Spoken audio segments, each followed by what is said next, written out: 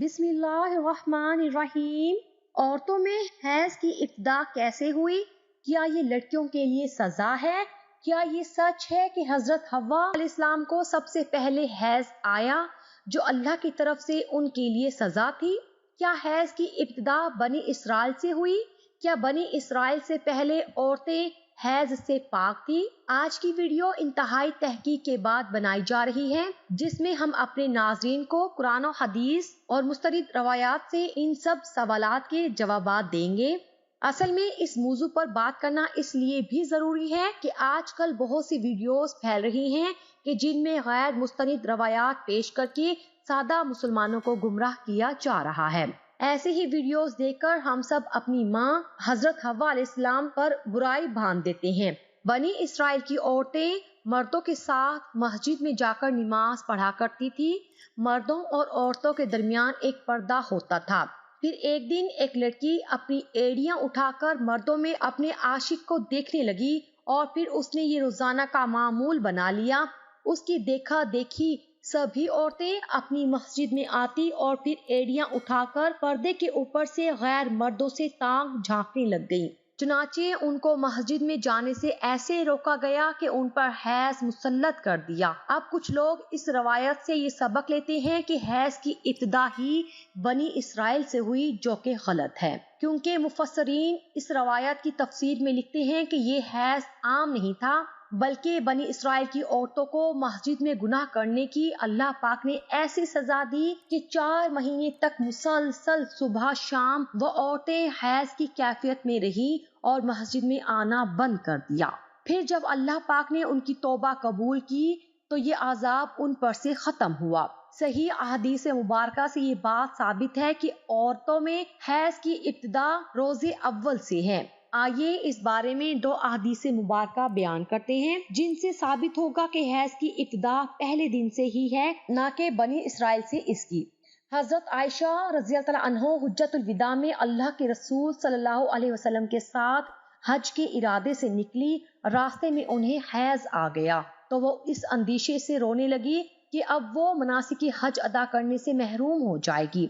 आप सल्लल्लाहु अलैहि वसल्लम को मालूम हुआ तो आपने उन्हें समझाते हुए फरमाया, ये ऐसी चीज है जिसे अल्लाह ताला ने औलाद आदम में औरतों के लिए लाजिम कर दिया है, इसके पाक होने तक बैतुल्लाह का तवाफ ना करना। बिल्कुल इसी तरह एक और हदीस हजरत उम्मे सलमा रज़ियल्लाहु ताला अन्हा से भी मरवी है। हजरत उम्मे सलमा रज़ियल्लाहु ताला अन्हा बयान करती हैं कि एक मौके पर रसूलुल्लाह सल्लल्लाहु अलैहि वसल्लम के पास थी कि मुझे हैज आने लगा। मैं वहां से उठ गई। आप सल्लल्लाहु अलैहि वसल्लम ने दरियाफ्त किया तो मैंने बताया कि मुझे हैज आने लगा है। आप सल्लल्लाहु अलैहि वसल्लम ने फरमाया, ये ऐसी चीज है जिसे अल्लाह ताला ने आदम की बेटियों पर लाजिम कर दिया है। इस मौजू पर इमाम बुखारी रहमतुल्लाह अलैह ने बुखारी शरीफ में एक बाब भी कायम किया है कि जिसका नाम हैज का आगाज कैसे हुआ है। इमाम बुखारी लिखते हैं, हजूर अकरम सल्लल्लाहु अलैहि वसल्लम ने फरमाया, ये वो चीज है कि जिसे अल्लाह ने आदम की बेटियों पर लाजिम किया है। इमाम बुखारी मजीद लिखते हैं कि बाज लोग कहते हैं कि हैज का आगाज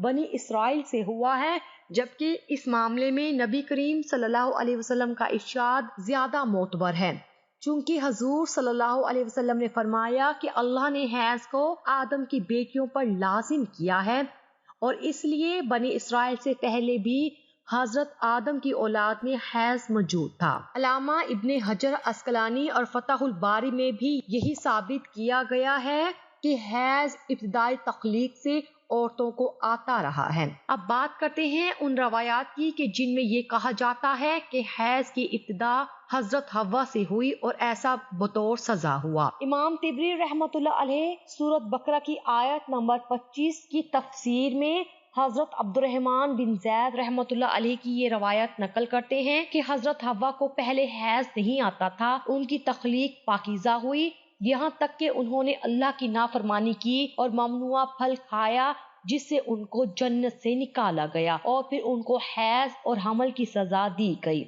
और लिखते हैं कि अल्लाह पाक ने तब फरमाया, मैंने तुझे पाकीज़ा बनाया था लेकिन तूने मेरी नाफरमानी की, इसलिए अब मैं तुझसे खून जारी कर दूंगा। इमाम तिबरी के अलावा बाकी तमाम मुसफ्फरीन ने इन रवायात को झुटलाया है। اور ان روایات کو غیر مستند اور ناقابل قبول کہا ہے۔ حیض دراصل ایک طبیعیاتی مظہر ہے جس سے ہر ماہ عورت بلوغت سے سنیاس تک دوچار ہوتی ہے اور اس کو صحت کی علامت سمجھا جاتا ہے۔ اسی حیض کے خون سے ہی بچے کی پرورش کی جاتی ہے، یہ اللہ پاک کا نظام ہے۔ غیر حاملہ عورت کو اگر حیض نہ آئے تو اس کو بیماری کی علامت سمجھا جاتا ہے۔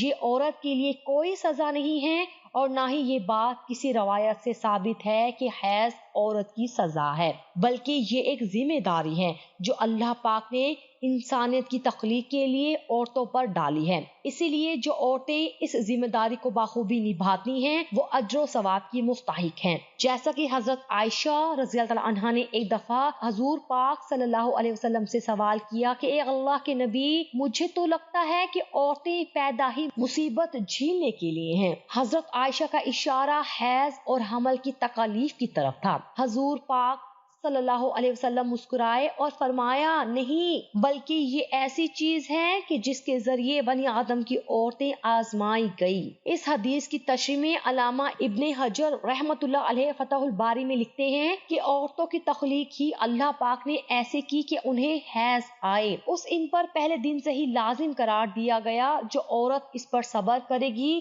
تو وہ اجر کی مستحق ہوگی، اور جو اس کو مصیبت اور برائی سمجھے گی تو وہ اللہ کی تخلیق میں عیب نکالنے جیسے گناہ کی مرتکب ہوگی۔ امید ہے کہ اب آپ جان چکے ہوں گے کہ نہ تو یہ کوئی سزا ہے عورتوں کی اور نہ ہی اسے سزا کے طور پر حضرت حوا علیہ السلام پر مسلط کیا گیا، اور نہ ہی حیض بنی اسرائیل کی عورتوں سے شروع ہوا، بلکہ حیض و حمل تو اللہ پاک کی آزمائش ہے عورتوں کے لیے، جن کا اللہ پاک بروز قیامت عورتوں کو اجر عطا فرمائے گا۔ اے اللہ پاک ہماری تمام بہنوں کو اس آزمائش میں صبر و تحمل عطا فرما، ہم گناہوں سے دور ہو جائیں اور نیک اعمال کرتے رہیں۔